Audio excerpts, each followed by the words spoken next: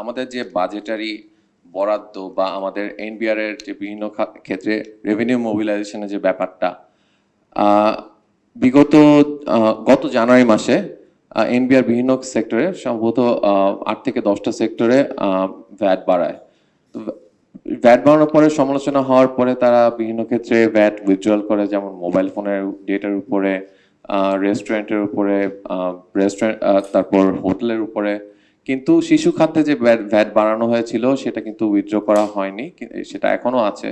শিশু খাদ্য কিন্তু শুধুমাত্র আপার ইনকাম গ্রুপের জন্য না, আরএমজি ওয়ার্কারদের মধ্যেও কিন্তু অনেকে তাদের সন্তানকে ফর্মুলা খাওয়ায়, সেটা আমি নিজেই দেখেছি।